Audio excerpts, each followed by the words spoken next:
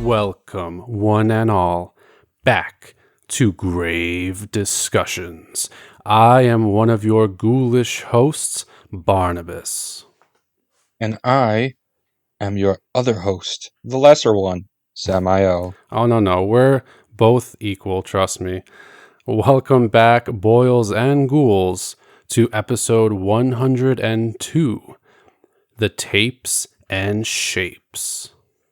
Dun, dun, dun. You may have an idea, if you've been keeping up with the recent comings in horror, what we're going to be talking about. I'm very excited. Oh, yeah, dude, I'm super excited. I'm excited to be back. Finally, all of you who are listening, you may have kind of lost touch with Grave Discussions. I know it's been kind of a crazy year, and this is only our second episode of the year. But, if you've been around for a while, then you probably know the deal. We both live in like separate places now. We're both very busy. And so we haven't had as much time, unfortunately, to record as much as we want to, but we still very much love Grave Discussions. And we are here for this episode. And hopefully we will be putting out more episodes as time goes by. But it is October. It's right before Halloween as of this recording. And so as always, we got to put something out for you guys for Halloween. And so that's what this episode is going to be all about. We're covering two of the most prominent horror movies to come out this month. And yeah, I'm just thrilled. I'm super thrilled. We always take like a little hiatus ever since, our living situations changed. Obviously, life happens and then, we have to adapt to the changes. And we're trying our best now, given everything that we're dealing with. And we're trying to make a comeback because we don't want people to forget about us, because we definitely have not forgotten about you guys. Yeah, I mean, nothing's changed as far as like our passion for horror and also our passion for doing this podcast in general. So, I mean, we still plan on sticking around for as long as humanly possible. Don't worry about that. And hopefully we haven't lost a beat as far as like podcasting goes. Actually, I was, you may have heard, but I was on our good friend The Caretaker's podcast called The Midnight Reel not too long ago, where we spoke about signs. So that kind of let me get back into the podcasting groove of things. So that was fun. So quick plug to them. Go check out The Midnight Reel. That's hosted by our good friend The Caretaker and Brendan. So they're awesome. They cover not just horror movies, but a bunch of other films, usually like older films. But they're both great. The podcast is great. Go check them out as well, wherever you listen to your podcasts. And then also, sad to say, I can't remember for the life of me if this happened before, like when we did episode 101. But if you're unaware, the podcast network that we were under, Sports Radio Detroit, is officially now deceased. So RIP to SRD. R.I.P. SRD. We'll miss you, and thank you for everything. Yeah. Thank you. Shout out Rogelio. Yeah, shout outs for sure to everybody. Hopefully people are still doing their podcasts as well, like Over Under Fair and all them. But yeah, sad to say. But Grave Discussions is still here. We're still around. So nothing really has changed. You just may not be hearing any more like promos from SRD on the show, but that's fine. Other than that, though, before we dive into the movies, I mean, Sam, just anything you want to say? I mean, regarding you, what's been going on with you, or just like your thoughts on horror this year in general? I think horror this year is doing a lot better than it was last year and in 2020. In 2020, everything was kind of getting released low key. Like, what was it? Host and all that stuff was just coming out of the blue and just hitting us with random movies, and they weren't really getting the exposure necessary. But now that COVID is starting to die down, the vaccines are coming out, the variants are becoming less deadly because of mutations and stuff like that. People are being more comfortable going out to the movies. I mean, we have Terrifier 2 that came out this year. We have Yes. Barbarian. We have Smile. We have VHS. We have Halloween Ends. There's just a slew of films coming out this year. I think this is a really good year for horror. It's kind of been low key the past 2 years, kind of like it was in the underground, like everything was just super quiet and everything was kind of like word of mouth through online or you just open up Shutter and you'll see new release. That's how Hmm. stuff would come out. I mean, we had that new series, The Watcher, come out on Netflix, which I watched. It was pretty dope. I mean, there's a lot of stuff. Old People, right? There's a Yeah. lot of stuff that's just like even still coming out like right out of the blue as well, just like in 2021 and 2020. But now that all the all the death and fear is starting to hopefully soon come to a really really abrupt halt due to the vaccinations and people being a lot more careful. I mean, I think we're gonna start going in like the right direction now. I mean, Hmm. we have like video on demand, we have movie theaters, like everything's booming now, and I hope it continues because like I was kind of bummed like the past 2 years, like horror was like really like on the back burner it seemed, and you really had to like dig and read articles and all that stuff to find out all the good stuff that was coming out because I mean, well before the epidemic or pandemic, whatever you want to call it, like the last thing we saw in the theaters was what Color Out of Space, and then like Hmm. we just had to like just sit at home for basically like a year till COVID died down and everything. And I'm glad everything's picking back up because it's been too quiet for my liking. I mean, you remember 2019, 2018, like Hmm. movies were coming out left and right, like boom, boom, articles, movies, trailers, and then it kind of died down in like 2020 and 2021. So I'm just really glad that horror is making a comeback, especially now during spooky season. I mean, even while I'm at work, a lot of my clients like to go to Spirit Halloween, so Hmm. I hit up Spirit Halloween in Party City maybe 3 or 4 times a week. And it's good to get in the groove of spooky season because I started off slow in September. I was kind of bummed. I had that stuff with my heart going on. I didn't know Hmm. what it was. My magnesium was low. My potassium was low. I found out though recently that my my arrhythmia was actually being caused by the fact that a lot of the vape juices in multiple states have been Hmm. being replaced with synthetic nicotine, Hmm. and that was messing with my heart. I switched back to regular nicotine, and now I'm back to normal. No arrhythmia, no going to the hospital, no scares. And once I figured that out, I was actually able to like get up and start decorating and going places and not being scared of my heart like flopping around and like trying to kill me, because that's Yeah. really what put spooky season on the back burner for me was my health problems. But it was like the first or second weekend of October. I put up my decorations. I put like a Texas Chainsaw Massacre like cover on my front door. I got zombies hanging from my windows. We got the tombstones. We got a body bag hanging from our tree. Like this Nice. spooky season's good. It started a little bit late for me, but better late than never. And Hmm. really, what spooky season is about is going to the store, seeing all the spooky stuff, seeing all the spooky movies. It's not really about the one day Halloween, which is basically the exclamation mark. It's about just like Christmas, it's about the Christmas cheer, like Hmm. Halloween is about spooky season, movie marathons, uh, like spooky events. Like right now, Dead by Daylight has the Haunted by Daylight event going on for Halloween. Like all the stores have like, Halloween stuff out and costumes and brand new like slip covers for movies that are like Halloween based, like Trick or Treat and Halloween. And we got new Blu-rays coming out and stuff like that. I mean, it is a great year for spooky season.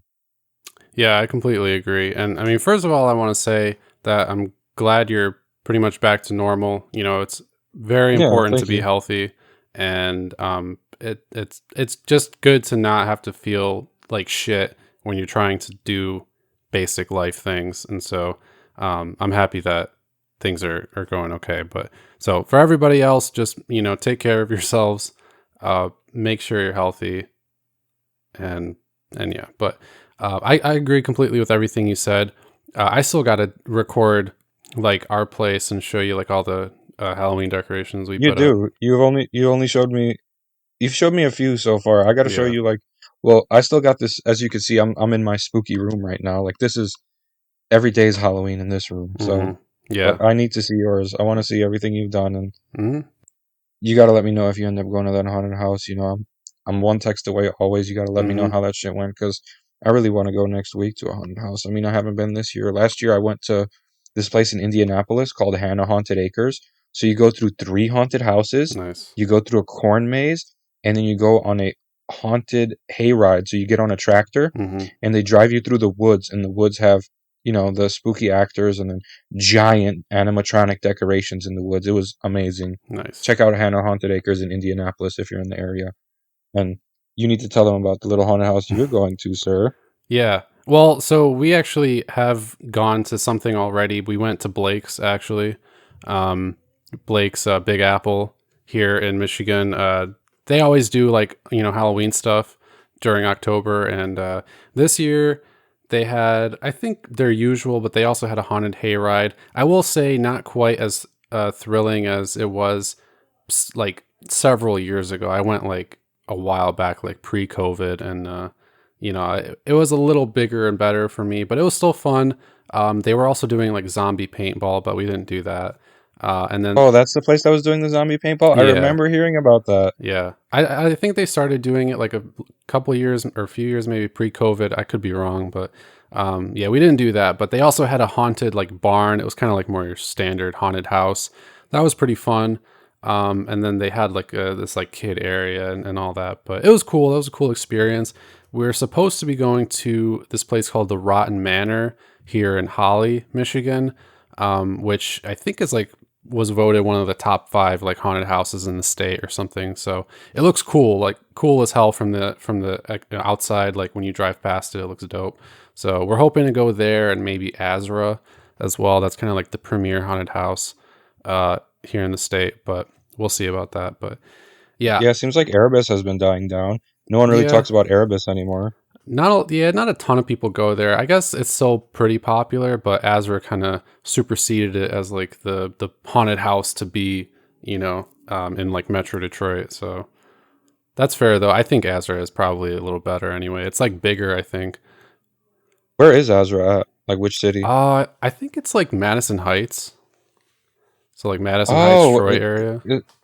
that's not the one at the laser tag center, is I it? think it is. Yeah, I think so. Dude, I went to that one. You're right. I went to that Hmm. one back in 2018, dude, and I was stoned out of my mind. And like, dude, there was like strobe lights going off. You couldn't see Yeah. anything, and I fell and busted my knee, which was already hurt. Dude, I got And like, lost in one of the fucking like actors like little cubbies cuz it was oh so no way, disorienting. Yeah, it was so it disorienting. was. Sorry. Did you have to go through that part where you have to push through the room that's like balloons, like the room is like I inflated, and you have to go downhill and push through like the walls that are caving in on you? Yeah, that kind of sounds familiar. There was like a bunch of those little segments though where you have to like push through this tight fucking hole or like go through Yes. this fog and shit. Like it's super It's like, disorienting. dude, I did that and I was on a ramp and it was Hmm. going downward, and that's when I busted my ass because like I was trying to push through quick, but I didn't know we Yeah. were on a slope because I'm fucking stupid, and I busted my shit. Dude, I don't know what happened, but it was like the super disorienting and like dark part of it. And so, it's hard to tell like where you're supposed to go. And so I ended up like going in somewhere and I was like, oh fuck, like it's tight in here. And then all I hear is like one of the actors going like, you're not supposed to be in there, like come back out. And I was so embarrassed, dude. It was like fucking super embarrassing. I had to like come out and I was like, sorry. And then they had to point me back on like the right path. I was like, When Jesus you were Christ. when you when you were waiting in line, do you remember like the giant fog machines just blowing at you while you were standing in line? Yeah, I think they had like fog machines and they had those like fire performers off on the side and shit too. Okay, yeah, Yeah. so yeah, I went there with Ahmed and Bilal back in Okay. like 2018, and like, dude, it was like ridiculous. I was Yeah. honestly, I was so stoned, and I was fucking. They were looking at us, and the guy looked at Ak. He's like, "You might make it." He looked at Billy. He's like, "You might make it," and then he looked at me. He's like, "You're definitely not gonna make it." And I was like, "Bitch, Well, I mean, you did bust your ass, so yeah." you would have been dead if it was a real killer right there, probably. I grabbed one of the actors' faces on accident, so I got Oh, lost, really? and I thought it was Ahmed. So I'm like reaching and I'm touching what I think is Ahmed's uh, shoulder, and I was like, "Ahmed, is that you?" And then I hear. And it oh was one of god, the actors. It was a really short girl, and she wouldn't break character. I'm like, oh my! And I was like that's touching her dedication. eyeball. I was like Oh poking wow. her face. I was like poking her face. I was like, oh my god, I'm sorry. I thought you were my friend. She's like, get moving, and I just ran away. That's probably not the worst thing like that's ever happened to her at that haunted house, unfortunately. But yeah, it's super fun. So I'm hoping to go again. As far as this year in horror goes, I definitely think it's the best year in horror that we've had for probably several years. Like you said, obviously the 2020 sucked ass for many reasons, but it definitely didn't do any favors for horror. 2021, you started to kind of see a resurgence, but then this year, I think has definitely been the best year in a long time. Ever since probably like 2017, 2018, when the whole like Jordan Peele and like Hereditary, like Ari Aster kind of renaissance really kicked off. But this year we've gotten like so many great movies, like all the ones that you said. We got Nope. We got, like you said, Terrifier 2, which I'm still hoping maybe one day we could eventually get like Damien Leone or Art the Clown, David Howard Thornton on here or something like that. We'd love to talk to them, but Terrifier 2 has been just performing incredibly for like a low budget indie film in the theaters. So yeah, but so many awesome movies coming out this year, and I'm super pumped. We still got more to go. Like Guillermo del Toro's Cabinet of Curiosities is coming out on Netflix in like a few days, Yes. and that looks fucking crazy. We got Jordan Peele's Wendell and Wild. Just so much other stuff coming out this year that we can't possibly hope to like cover it all. But today we are going to be covering, as I said before, two of the more prominent horror films to come out in October of 2022. We're going to be covering VHS 99 and, of course, the controversial Halloween Ends. Are you excited as we are? Because we're pretty excited. Yeah, I'm super excited. I think really there's a lot to talk about with both of these films. And so, honestly, dude, I'm ready to just jump right into it if you are. I was born ready, sir. Hell yeah. All right. So, folks, we're going to take a brief intermission just to let you guys go piss or grab a snack or water or whatever. Scratch your balls, jack off, whatever you're trying to do. That's right. Now's the time. That's right. So, stay with us. We'll be back in just 1 minute here on Grave Discussions.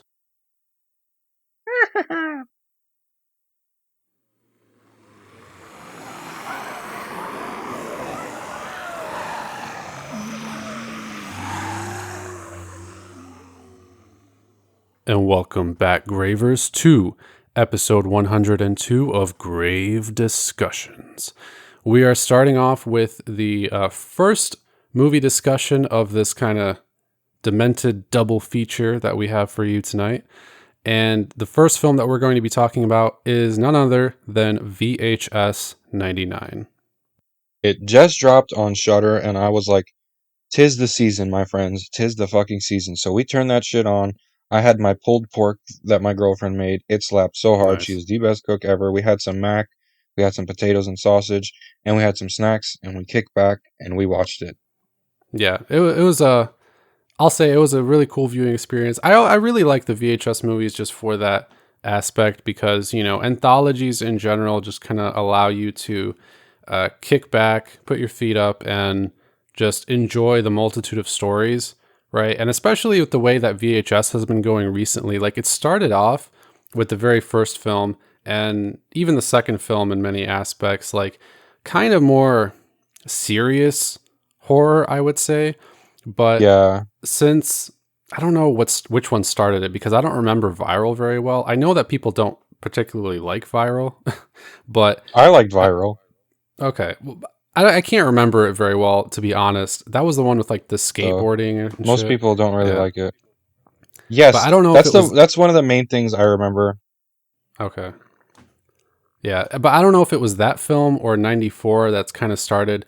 Like some of the segments tend to skew a little more comedic, or if not comedic, just a little more like fun. You know what I Tongue mean? in cheek. Yeah. So I know VHS 94 had some aspects of it. I would say that this one was probably the most like heavily influenced by that particular kind of mood. You know what I mean? Like I agree. Yes. most of the segments had some like I guess kind of yeah tongue in cheek or comedic factor to them, especially like the last like couple last really like the last three segments sort of. But I think it completely fits like the theme of the film. You know, again, this is VHS 99, and so it's set like right around the new millennium. It covers all of those like stereotypical 90s things, um like the fucking like game shows, like the one segment which is practically, it's not a complete ripoff, but it's very similar to all those like 90s early 2000s game shows like Legends of the Hidden Temple and stuff. Yes, yes, that's the first thing I thought of. I was like, "Oh, this is very Nickelodeon-esque," and it Hmm. brings back nostalgia. If you're a '90s baby, I think like it'll tug at your heartstrings a little bit. And the thing that I thought was cool about this movie had six different directors. Like I Yeah. thought it was pretty sick. Like Ozzy's Dungeon was directed by Flying Lotus. Shredding was directed by Maggie Levin. The Gawkers was Tyler McIntyre. The Suicide Bid, which was Johannes Roberts, and Joseph and Vanessa Winters directed To Hell and Back, which was my favorite segment, honestly.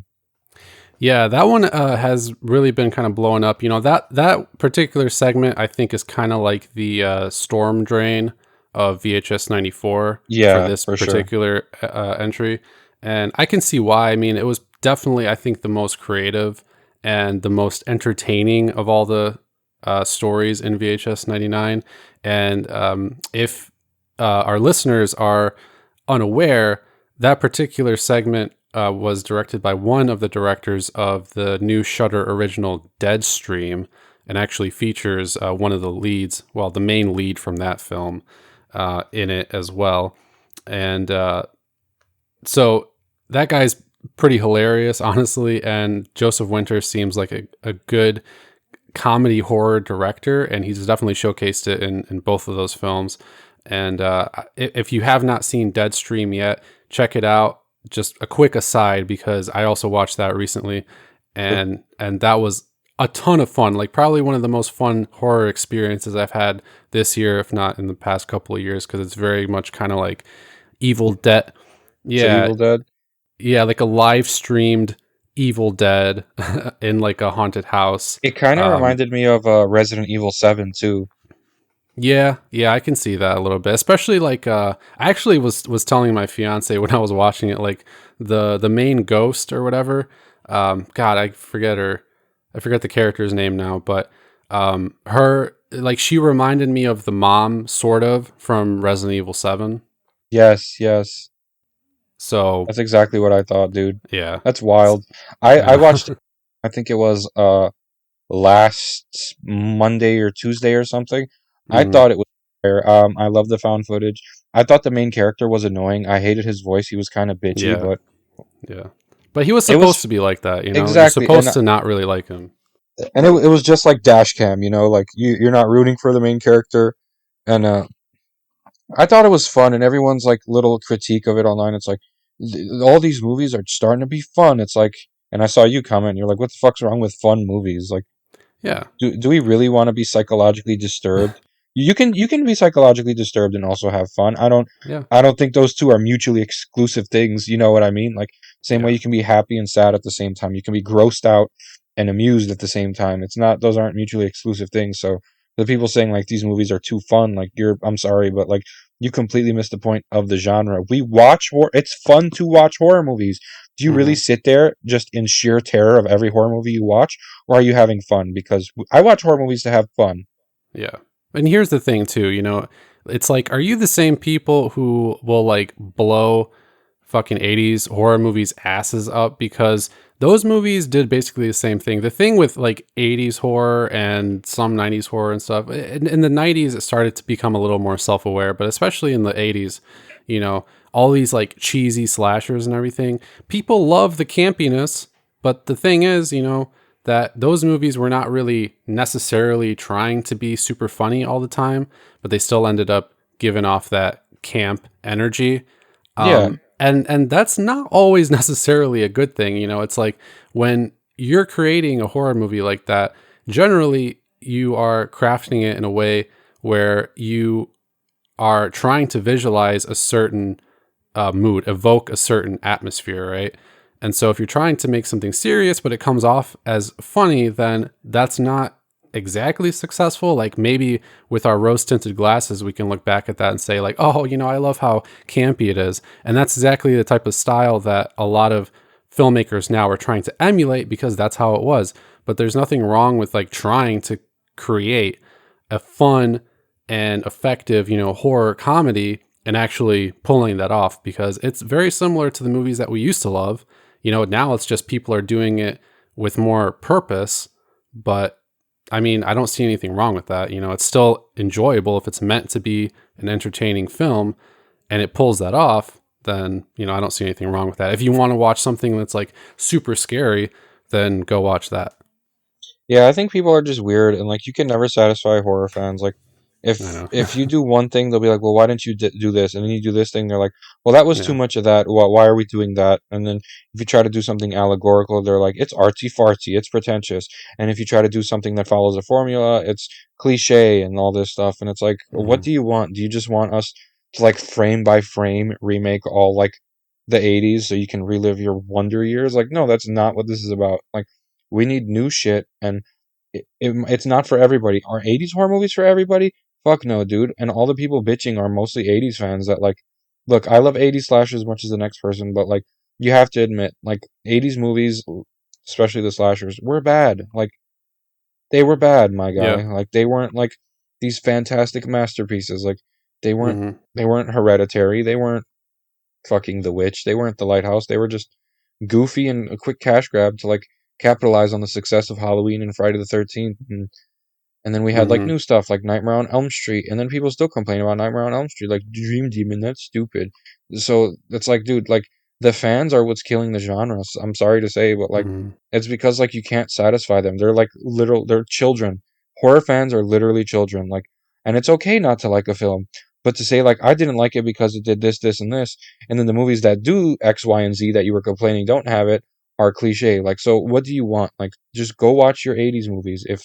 If modern horror isn't for you, if it's too fun, if it doesn't hit the mark for you, then like just fucking watch something else. Like you don't have to dwell on the fact that you were unsatisfied with your little viewing of it. Like just move on, Hmm. find something you like. Like I don't sit here and bitch about something for weeks and weeks that I didn't like. I just Hmm. forget about it. Like grow up. Yeah, I completely agree. I mean, I think it just boils down to people think that they deserve something made to their exact individual specifications, and that's just not like realistic. It's not practical.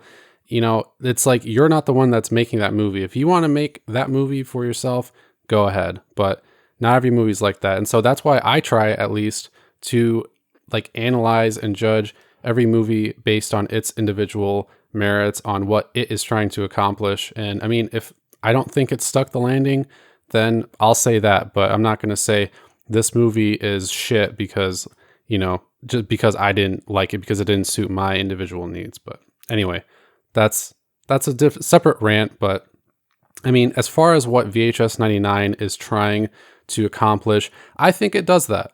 I think it definitely does that. Sure, some of the segments maybe are not as great as some of the others, but I think that's just the undeniable nature of anthology in general, right? So I wanted to briefly talk, because I don't want to go too long, but I wanted to briefly talk about each individual segment, just kind of go over it, and then we can maybe like rank ours, and then we can kind of talk about the movie as a whole. But we've kind of done that. I mean, I think it's a pretty cohesive product. It addresses that like late '90s culture pretty well. Like, I mean, we were, God, I was like, I don't know, six or seven, I think, like around the time this is set.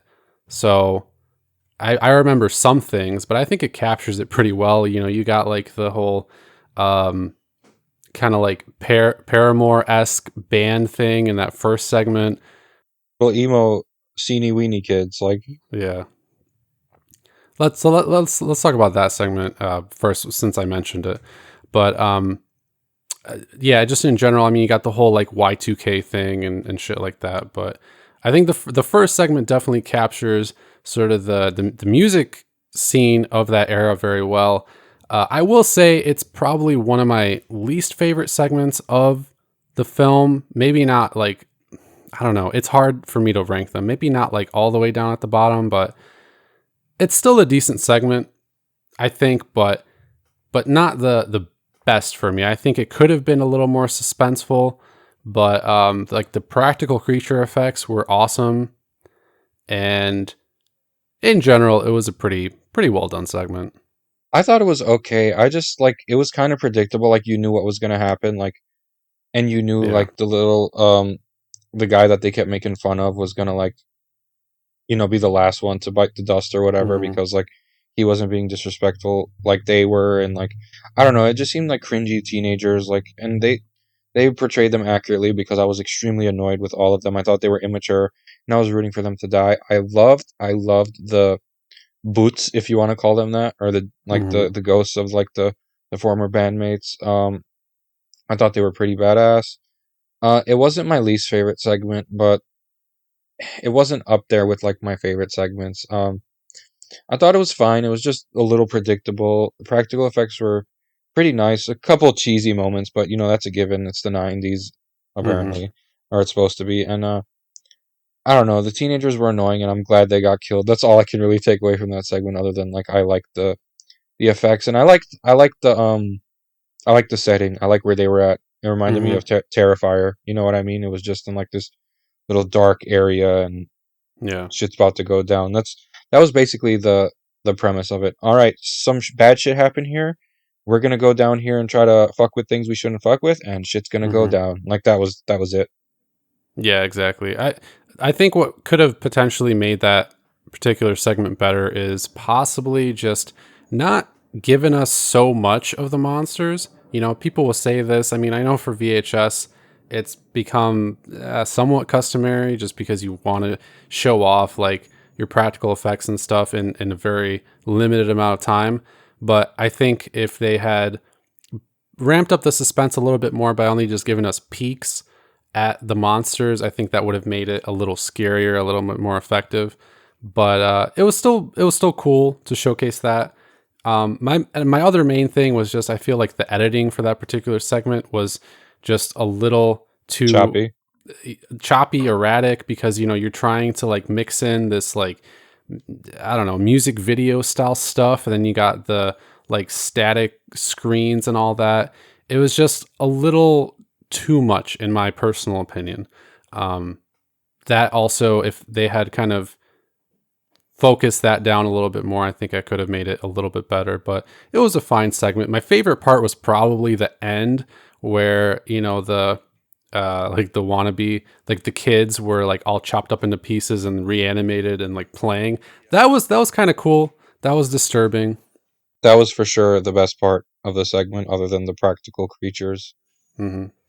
So that one, I don't know. I would say that one's probably like my least favorite segment, but Say it's my but second least favorite, okay, probably. but it wasn't bad. Next up, we had Johannes Roberts' suicide bid. So this one concerns a girl who is trying to join a sorority at her college, and they go through this like hazing ritual where they make her go into a coffin at a graveyard and essentially be buried alive. And they do bury her alive, not under much dirt, but they do. And there's this whole legend associated with it about Guillotine, who was this girl who also kind of suffered the same thing, but she ended up um, like she didn't die, but she like went missing or something, right? Like she crawled away, or like it was, On her. That was the yeah, thing. They never it found was like her, she was and sucked into hell or something like that. I don't know. yeah, what I thought was gonna happen was I thought the exact same thing was gonna happen to the new girl, and I thought it had something to do with the police. I thought the Hmm. girls that buried her were gonna run away, and it turns out the cops were like serial killers that were like taking these girls that were being Hmm. hazed. That would have been a nice route to go, I think. Like if the cops just Yeah. like took her and like just killed her right there and just dragged her body away. Then the girls came back and then they woke up in the coffins and it was like him and Hmm. he put them in there.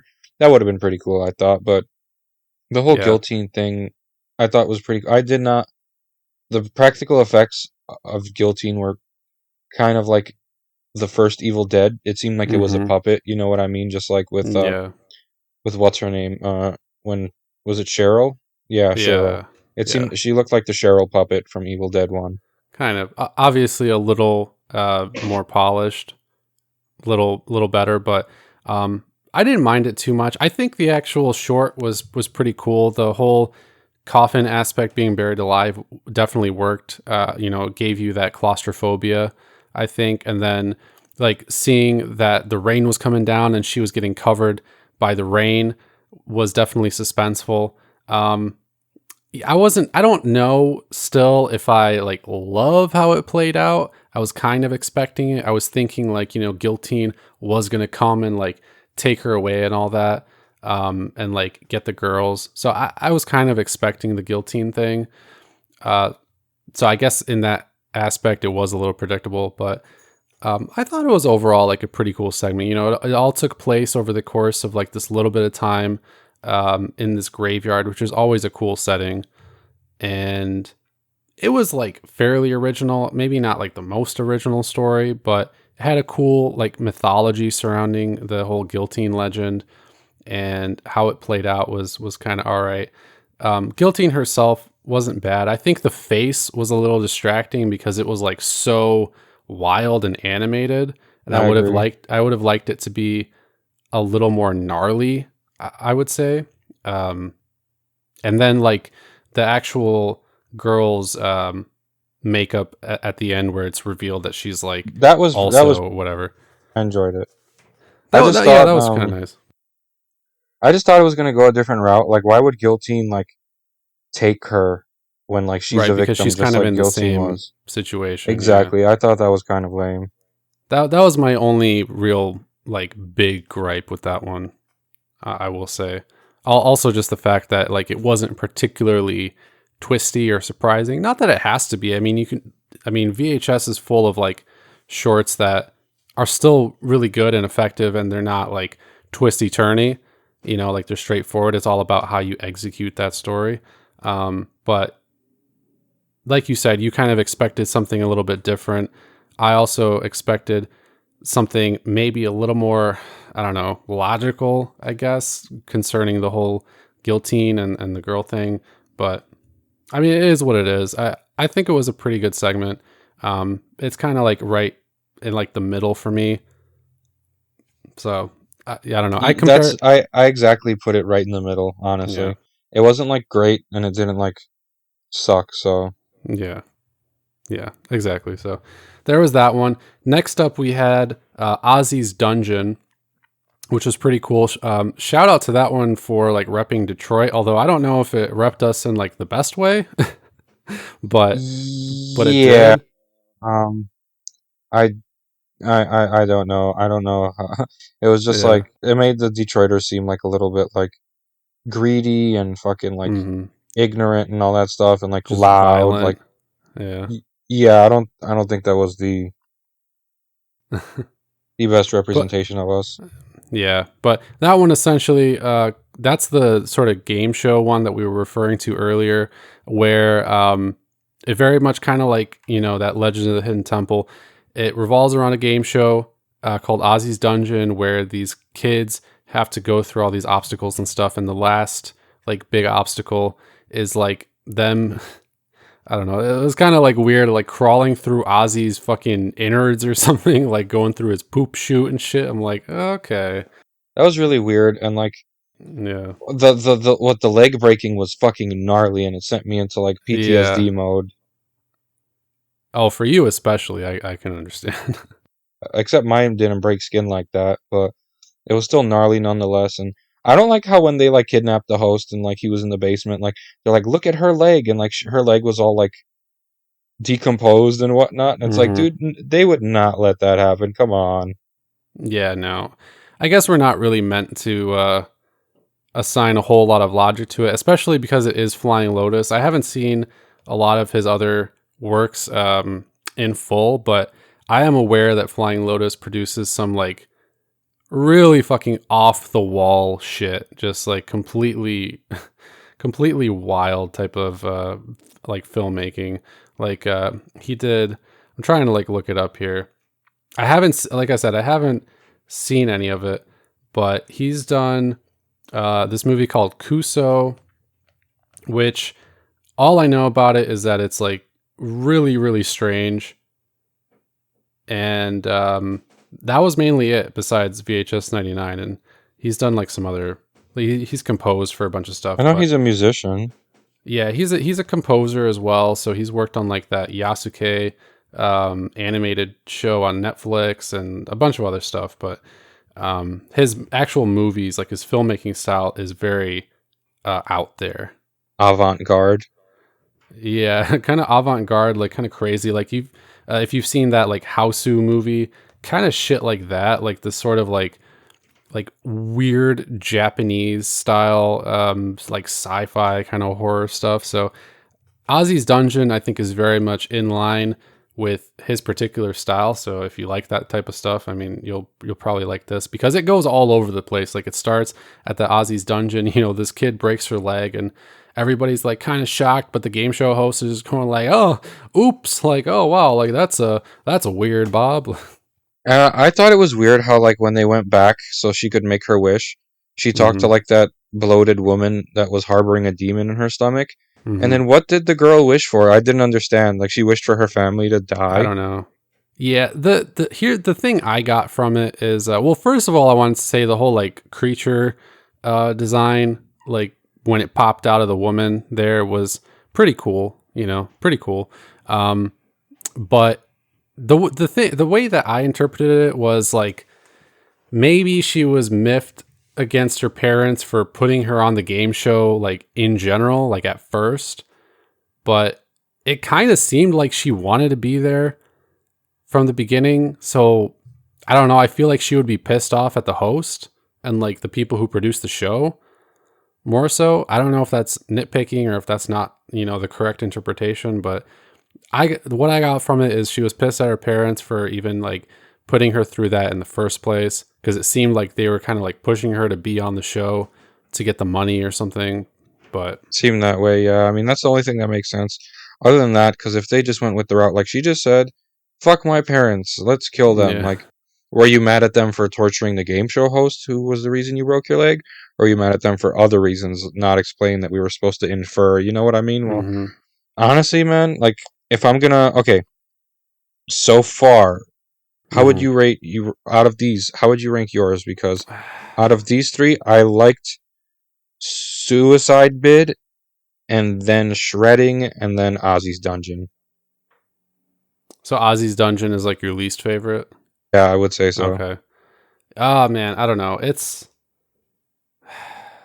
tough for me because like the next two are pretty good, but I'm not sure. Like I don't know for sure where I rank the next one. I guess I haven't thought about this enough. I liked Ozzy's Dungeon. I think there were some cool concepts, but it definitely felt very kind of all over the place.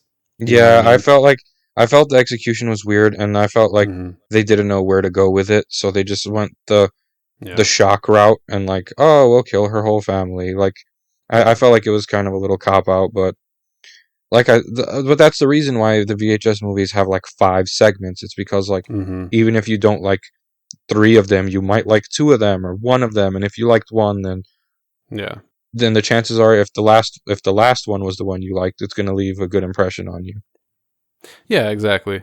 And I think that's what they did with this one, but we're getting to that. This one though, I would put it probably like I don't know, maybe my second least favorite. Like maybe I think that first segment, the shredding, maybe I liked a little bit less just because this one at least had some pretty cool original ideas and it did have that shock factor for me, even though I wasn't totally thrilled with like the structure and some of those kind of like logic decisions or whatever, but and like character decisions. But I think it had like some good things going for it. So that's where I would probably rank it. And then it's kind of a toss up for me between that Suicide Bid and Gawkers for like second and third place, but we'll get to that. So we'll talk about Gawkers.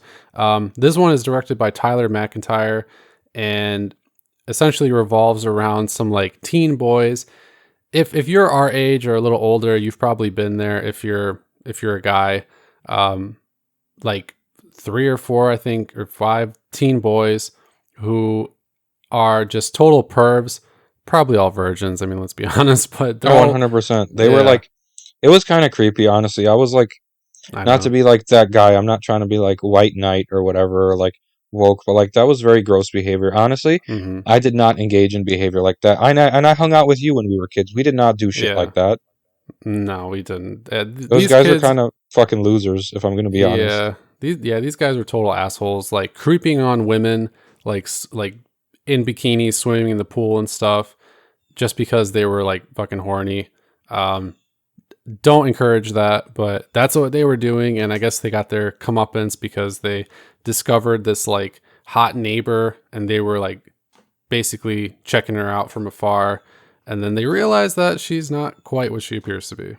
And so like they were like peeping on her, and then like they get the little brother to like install a spyware program because she saw him like skating or whatever, and she's like, "Can you help me set up my webcam?" Hmm. And I think she knew what she was doing, and because Hmm. she knew the kids were perving on her because she's a supernatural entity, one of the oldest ones apparently, right? Hmm. And then they fucking set it up, and then she starts like her arm starts popping, and she knows they're watching her, and then we find out that she's Medusa. Yeah, or at least like a Gorgon. I don't know if she's supposed to be the one Medusa or just a Gorgon or whatever, but that was a cool reveal, I thought. Some people that I saw online weren't super thrilled with the CGI snakes or whatever, but I thought it was done pretty Yeah, well. I I mean, not the best, but it had the same vibes as the siren from the first VHS hmm, movie.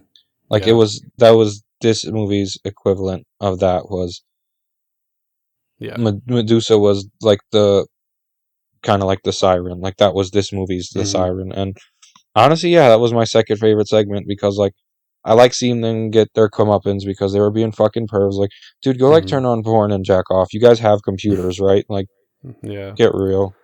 I know. Um, Again, like I said, this it's difficult for me to place this one in that suicide bid because for me, with suicide bid, I like, even though I had like a few minor gripes, that one was kind of like the wake one for me from like VHS 94, and I loved that one.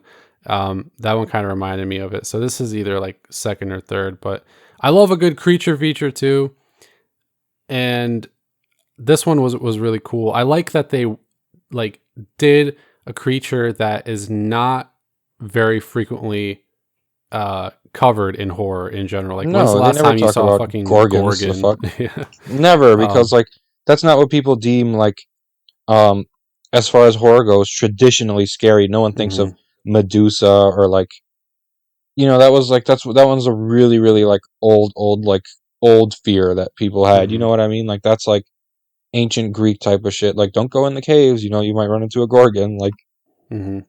But I really like how they actually utilize the Gorgon within this very story because it's kind of ingenious almost. Like the pervy boys staring at a woman, kind of without her knowledge. I mean, so having it be a Gorgon is kind of like the perfect counterpoint to that sort of behavior, in my opinion. And so I think yeah, it's super cool that they busted out a very underutilized monster, and it somehow makes complete sense for like the moral of the story, I guess. And even though it was a lot of CGI, I still think the actual creature reveal was super cool. It would have been awesome to get like the full, like snake body. I think that would have been really sweet. yeah. If Um, she was all scaly and shit. yeah, but the design they had was still pretty cool. A little more practical, I guess. Probably easier for them to film it that way. I imagine they didn't have like a super big budget or whatever. That's probably why the CGI was there in the first place and didn't look like fucking Marvel or something. But it was cool. I think the face, also the Gorgon's face, was pretty dope. Like actually pretty scary. So overall, I thought it was an Yeah. effective segment. Other than the snakes, I mean, you could like there's some stuff you can ignore for the Hmm. purpose of enjoying the actual story, and like the CGI snakes was one of Yeah. the things that we could ignore and be like, that was a solid segment. I mean, VHS is exploring all these monsters that like people don't explore, like sirens and Hmm. Gorgons, and like I wonder what's next because they're also releasing another VHS movie really soon. I think it's Yeah. VHS 80 something, right? 84 or 86. Yeah, something like that. So it'll be cool to even go back further and see what they make of like 80s horror movies, like those tropes and stuff, but or that culture. But yeah, I enjoyed it. My only real big gripe with the Gawkers would be that, I mean, as short as it is, you get the setup which is necessary of them being creepy and everything, but I still think maybe the pacing is a little off at the beginning and like middle of the film because you get a lot of just them being dickheads, and then you get a very short amount of time with the actual Gorgon creature. Yeah, because I you're know it's like, meant to be a reveal, but I know, but like it's like the whole time the reveal wasn't like super like amazing or anything. The creature was great. Like the whole time you're like, what is she? Because they're fucking mhm, around with something that they're not supposed to be fucking around with. Like we know she's an entity of sorts, but what the fuck is she? mhm, yeah. And I felt like Well, it kind of dragged the reveal, and I felt Ozzy's dragged a little bit too. That's why this had almost 2 hour runtime because the yeah. segments were kind of like there was a lot of filler. I know. I was expecting it to be a little shorter when I first like booted up Shutter. I was like, oh, this will only be like maybe an hour and 20 something minutes, but they definitely padded in a little more content to sort of build up the stories, which I guess is fine. But again, like those two stories, especially, kind of felt like they were leading into it a little bit too heavily, and I would have liked something maybe a touch more succinct. Even just give us like drop little hints about the Gorgon or something, rather than it just being like on the spyware, like you see the snakes in her hair. It was cool, but they maybe could have tightened it up a little bit, but Like if we looked in her backyard and she had like stone statues of people, you know what I mean? yeah, Something like that, or in her house, would if have been she had some interesting. sort of stone statues of people, then we would have. Then once the reveal came, we would have been like, Mhm. "Oh, hindsight bias," like we should have Yeah, known that. she had some like statues out in front of her house or something, right? But they weren't like full people. It was just like little busts, or I can't Yeah, remember, but something like that. maybe that was like supposed to be like Chekhov's gun. Yeah, maybe.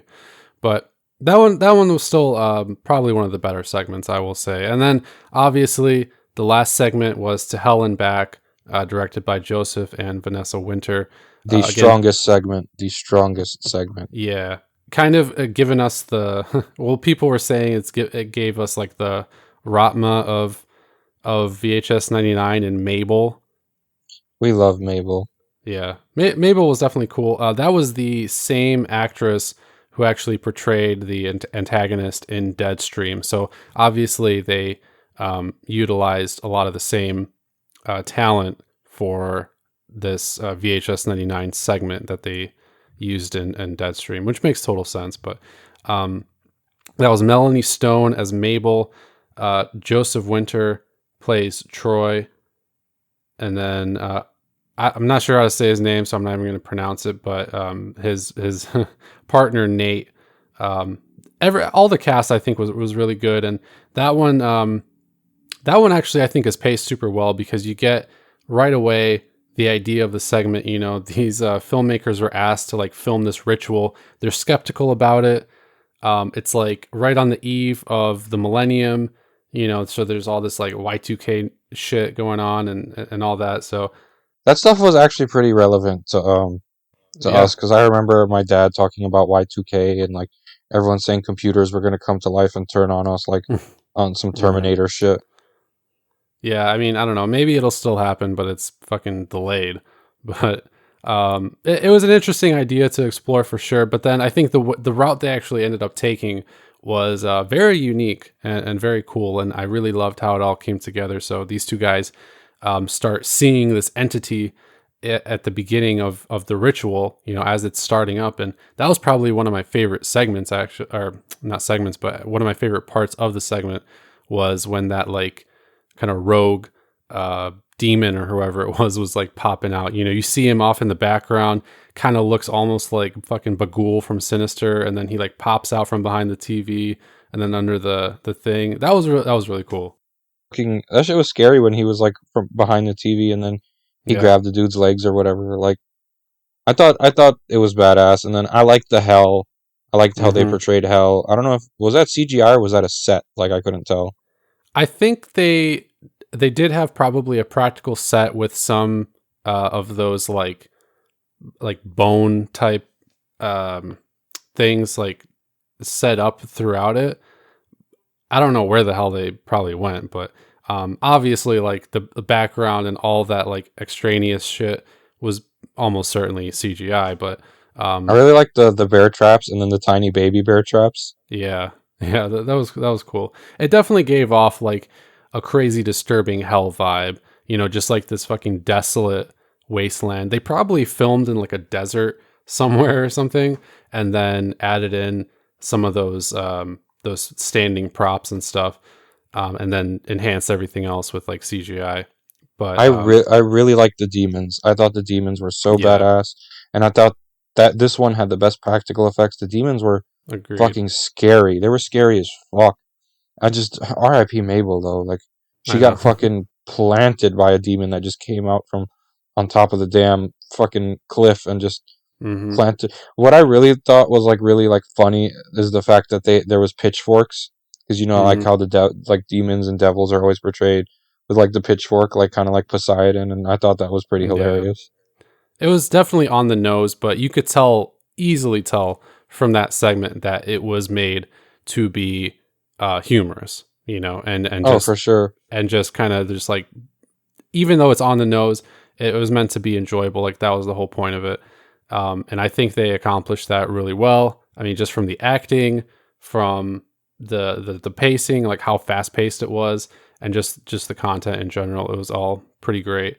Like even them interacting with the demons was pretty funny, you know. So I think everything pretty much in that segment really worked for me. I thought the dialogue and like everything else was pretty humorous, but I Hmm. thought the setting was like terrifying, and I Yeah. would be definitely distraught if I ended up in hell and there was just demons walking around and this is the feeding zone or whatever the Hmm. hell she said, like, and like there's like just demons eating like carcasses and shit like that. I thought like the setting was scary, but the tone of it wasn't, which is perfect because like you got a really scary ass like setting and like atmosphere, but the dialogue is hilarious because you know, it's a VHS movie. It's Hmm. very.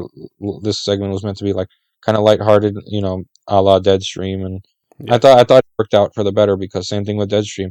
Terrifying setting, hilarious dialogue, and Hmm. funny protagonists. I thought it was a good mix because we love good horror comedy. I mean, Ash versus Evil Dead is another thing that gets it right. Scary ass demons, funny characters, and they mesh well. Yeah, I completely agree. I think, yeah, tonally it was excellent. Practical effects, the setting were all awesome. And again, Mabel was a great character. Definitely the least scary demon, but just, you know, from her voice to her like mannerisms and everything, I think it was just very effective and just contributed a lot to the overall enjoyment of the segment. And I think actually I didn't go through all the credits, but I read somewhere someone said like apparently if you listen to the credits, then like those witches that were conducting the ritual were supposedly like summoning Mabel. Like you could hear it like throughout the credits. So maybe Mabel will be back. Who knows? We would love to see Mabel back. She was hilarious. I loved her. Yeah, I completely agree. I mean, all those characters were cool. Mabel especially, and like you said, the demons were all very unique and terrifying. I liked that they were like um, kind of odd in a respect, Yeah, for sure. but that I think especially made them all the more terrifying because it's like you're not able to comprehend what you're seeing. Like with that one that was pretending to be a woman, like screaming for help or something, and then she was like this weird fucking amalgamation with like four legs or six legs or something. Yeah, I thought that was great. They didn't make all the demons. The fact that all the demons weren't just red face and horns was Hmm. refreshing because I mean, when we think of demons, red face and horns or bald with like really pale skin and yellow eyes or white eyes, but these things were just fucking abominations. Hmm. Like Even though you do, no, go if ahead. you ever the hell in this me and Olivia were talking about it. The hell in this segment looked similar to the hell in this game called Agony. It's a Oh PC yeah. and then Xbox game is called Agony, so If you guys have never played Agony, and if you haven't played Agony, you should check it out. It's pretty badass. Yeah, I haven't, but I know what you're talking about. So it's on my list of stuff to play. I'm still playing through Outlast right now. Oh, the The first first one? one. Yeah. I'm like One of halfway through. it's one of the best horror games I think ever. Yeah. No, it's fucking terrifying. Like I almost don't want to play it because I'm like, God, I know I'm gonna fucking When shit Chris Walker's myself. you and you hear, "Hey, piggy, piggy," and you just start Yeah. fucking, and you know he's like, you could feel him on the hairs on your neck, like you can feel Hmm. him. Yeah.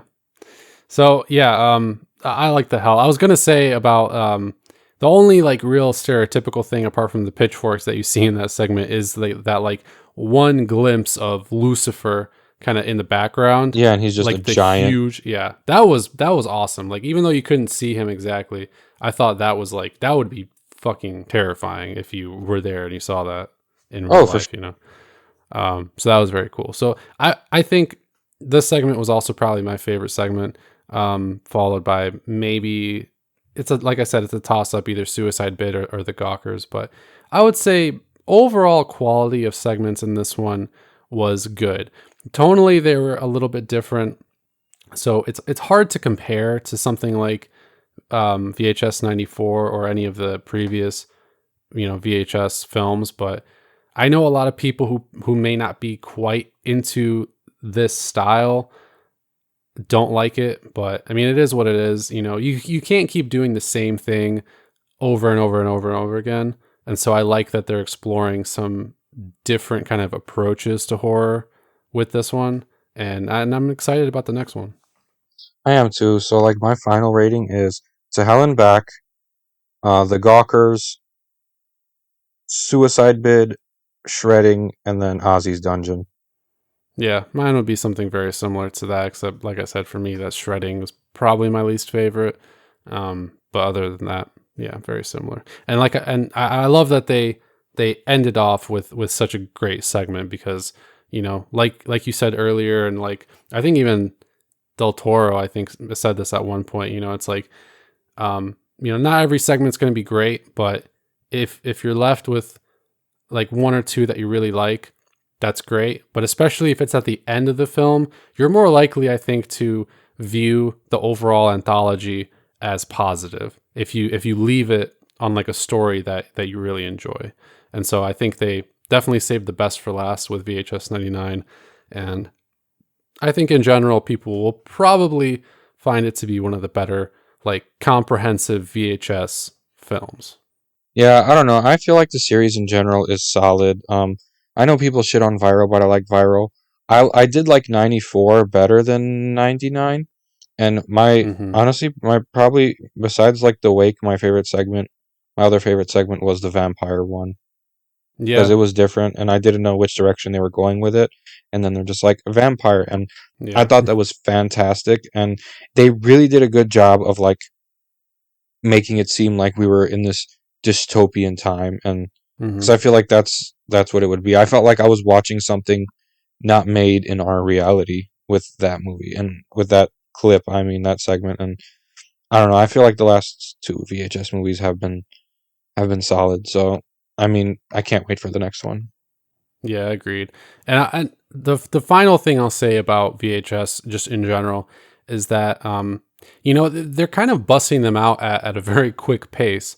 And the thing that I compare that to the most probably is like Paranormal Activity. Like VHS now with like how rapidly it comes out is giving me very much like Paranormal Activity in its heyday vibes. We'd get like a new Paranormal Activity every like year or two, and then people would eventually, after like the third or fourth one, then it'd be like, holy shit, like we have more Paranormal Activity movies coming out. And by the time you get like seven, it's like, oh god, like this fucking franchise is still around. Yeah, but but this but the one thing, it's not tiring because it's I don't know. There's always all the segments are different and they're always exactly. bringing us new stuff, and it can't be tiring because it's not just ghosts, ghosts, Hmm. demons, demons. It's always something different, and I want them to Yeah. bring in a different monster next time. We had a siren so far, we had demons, we had a gorgon, and now I want to Hmm. see something different. I want them to surprise us, maybe give us something like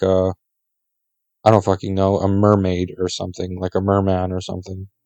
I was actually going to say, well, there's a lot of really cool cryptids to draw from, and I would love a segment that explored one of the cool cryptids, like maybe the Flatwoods monster or those like Fresno night crawlers or whatever they're called, or something like that, or Dude, even like what Mothman if or some shit. But what if we got like a skinwalker or a fucking Wendigo? I mean, we already had a yeah, that'd be Wendigo cool. with that one movie, what was it called? The Antlers, rich, yeah, antlers, and something but similar in the ritual.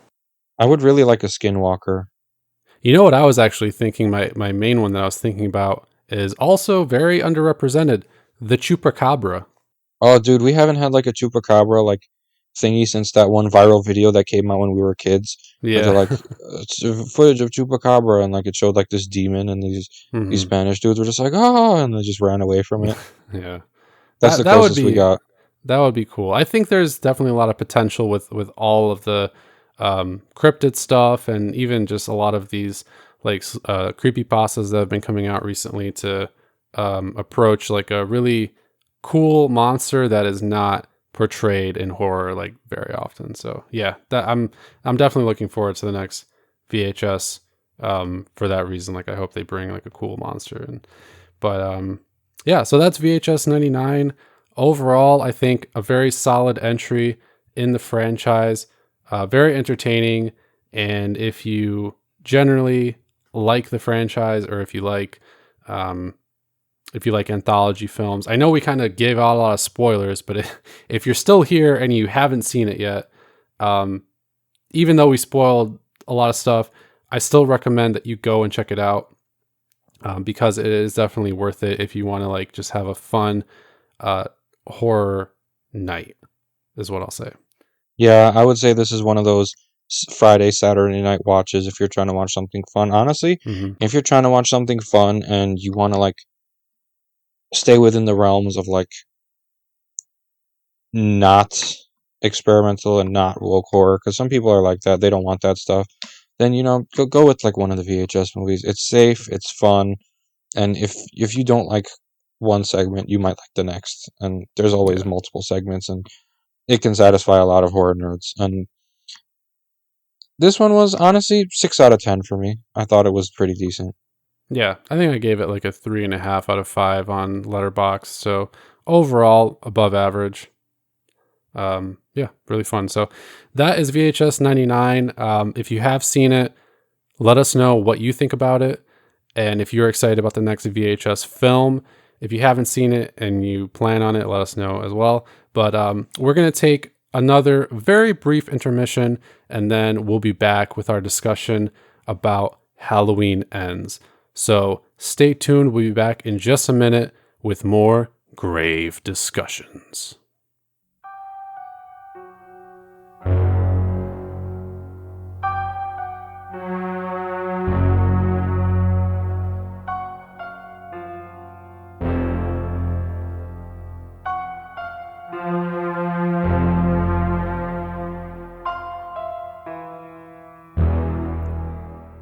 And welcome back, Gravers, to the final segment of Grave Discussions, episode 102. So we just wrapped up talking about VHS 99, and now we're talking about probably the marquee horror release of October this year, Halloween Ends. And boy, howdy, did it end. Yeah, so as many of you are probably aware, Halloween Ends is, of course, meant to be the final chapter of David Gordon Green's Halloween legacy sequel trilogy. It's kind of a lot, but as you know, in 2018, he came out with the Halloween legacy sequel, which essentially retconned the vast majority of the entire franchise and just put us back uh, to years after the original John Carpenter's Halloween. Following, Laurie and Michael no longer siblings, and Michael Thank comes back to God. Haddonfield. I know, thank God. Michael comes back to Haddonfield, of course, and craziness ensues. And of course, Laurie is now wary of Michael and has still spent pretty much her entire life afraid of Michael and trying to train herself to fight him off whenever she does inevitably encounter him again. And so that's of course the premise. And then of course you had Halloween Kills, which we've spoken about and which has been talked about to death, of course, in the community.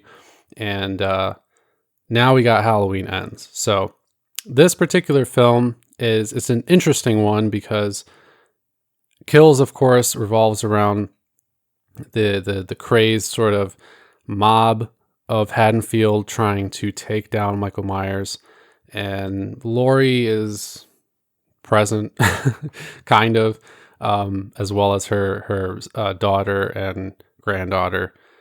And Halloween Ends now supposed to take place 4 years after the events of Kills, when Michael makes his inevitable return. It's weird that he just vanishes for 4 years, because, like, after the mob beat the shit out of him and then he got up and fucked them up, Mm-hmm. when he was in the Myers house, he killed Karen, no problem. He didn't look hurt. He didn't look Mm-hmm. tired. And then all of a sudden we cut to him in the sewers and he's weak and he's shaking and Mm-hmm. he's dying. Like, because in the first one, he's like, kills 18 firemen Yeah. and then he's like, 12 versus 1, now it's a fair fight. And now in this one, he's like, I have tetanus. Like, Mm-hmm. I mean, he does take like a considerable amount of damage in Kills, though, right? yeah, he gets beaten down. He gets shot 5 times. He gets stabbed in the back with a pitchfork. Yeah. It's still weird. I will say that. Like, I don't know, did Michael catch COVID or something? Like, I don't. That's you know what I think. Here's my theory, right? I think Michael, Mm-hmm. from being shot and stabbed and not seeking medical treatment, he's got some inflammation. He's got infections going on that have been persisting. So when Corey got his hand cut, I think they gave him antibiotics, and I think Mm-hmm. he brought the antibiotics to Michael because he's like, I don't need them. It's just a cut. And I think that's how Michael really got better, since they're trying to make it the whole he's human thing and trying to not explain it away. I think Corey got some antibiotics from Allison, and he brought Mm-hmm. them to Michael, and he's like, here you go. These will make you feel Hmm. better. Because the whole killing makes him stronger. Like, Yeah. and it makes no sense because, like, he was locked up for 40 years and didn't kill anyone. Mm-hmm. And then he comes out and he starts murdering everyone, and he's unstoppable. And then he's in the sewer and he's weak because he hasn't been killing people, but at the same time, the other homeless guy revealed whoever Michael takes in the sewer doesn't come back out alive. So he has been killing people. Mm-hmm. So, like, why isn't he strong? Like, what's going on? Yeah. Because he sustained in Halloween Kills, his injuries were no worse than they were in the original Halloween. In the original Halloween, Laurie stabbed him in the neck with a sewing needle. She stabbed him in the heart with a knife, and then he got shot 6 times and fell off a balcony. That's pretty Mm-hmm. much the equivalent of what happens to him in Halloween Kills.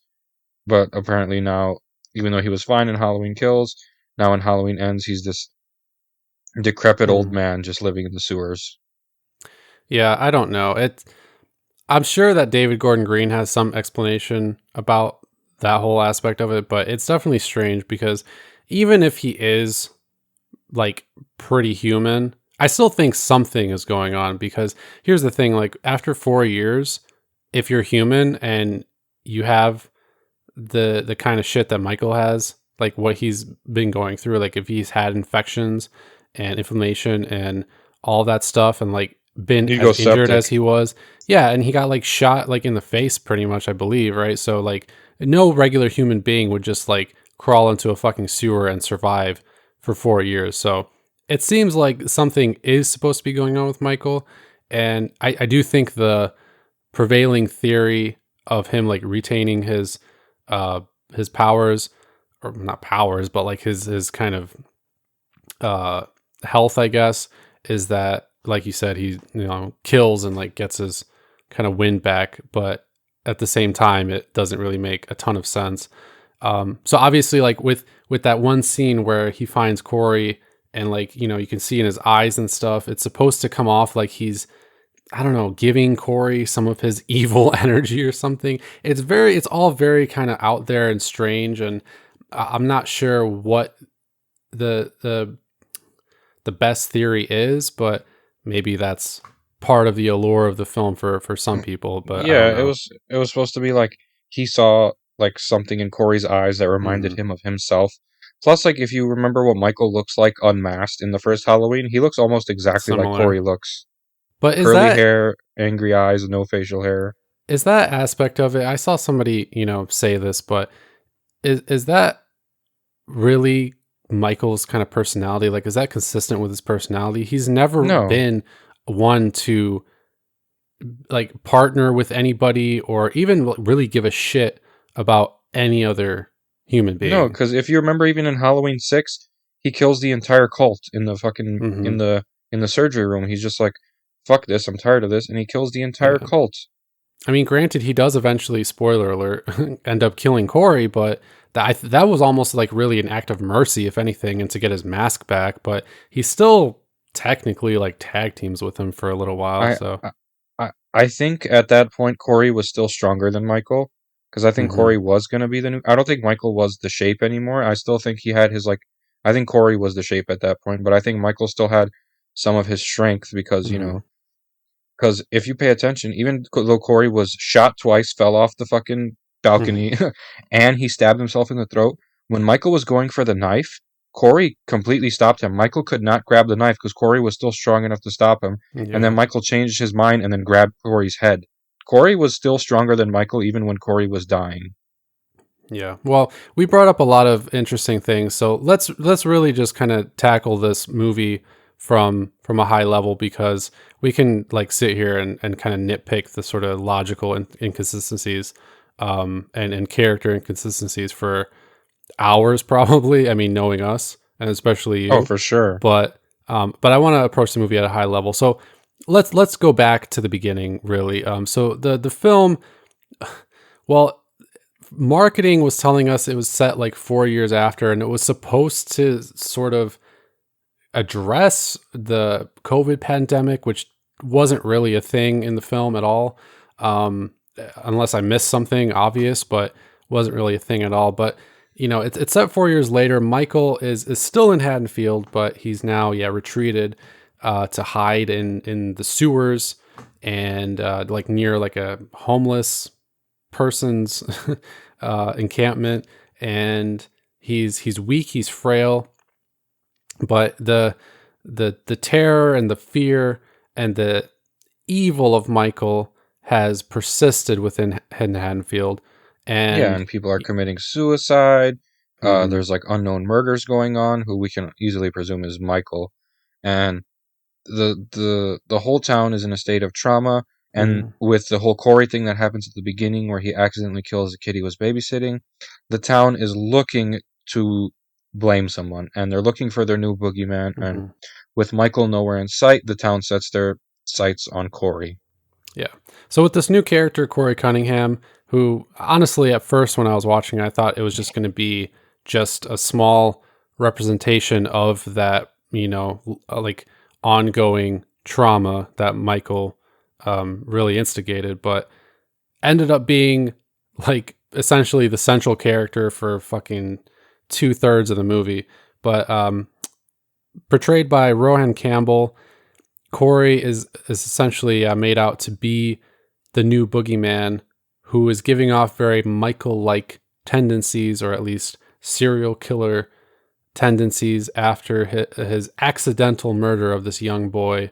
He gets out a little while later and then is getting bullied and encounters Allison, who is Laurie's granddaughter, and subsequently encounters Laurie.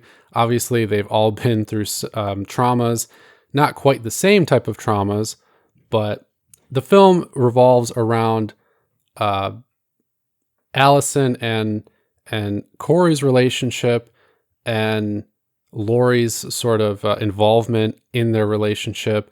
Laurie, of course, still dealing with her own issues regarding Michael after these 4 years, and there are things at play about the grander sort of effects that everything has still had on Haddonfield. But really, the movie is about Corey, Allison, and Laurie, and Michael is around, but he's kind of more in the background of this one. And so I just want to ask how you feel about that in general, because, people were saying like, this is the culmination of the trilogy, and like the ongoing themes have really been about Michael's effects on Haddonfield. And this movie, it makes sense for him not to really like be around too much, because it's really about how his murder sprees, his rampage, and his evil have created kind of a new Michael in a sense, because that's just how these things go. So how do you feel about that aspect of it? Because that's kind of the big picture idea of this film.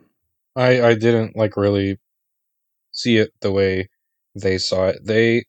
For me, they saw it as evil can go from one person to another, the same Hmm. evil, but like evil's like never the same. One murder is different. Like Hmm. Corey's murder was revenge murder. Michael's murder was like no reason murder. I'm just trying to relive me killing my sister. So the fact that Michael saw Corey himself in Corey, I thought was stupid, because Michael was the kid being babysitted and Corey was the babysitter. So like that's a complete, like Corey's the antithesis of Michael. Corey's like if Judith killed Michael. You know what I mean? Hmm. Like, and I thought the whole like the evil's effects on the town, it was not.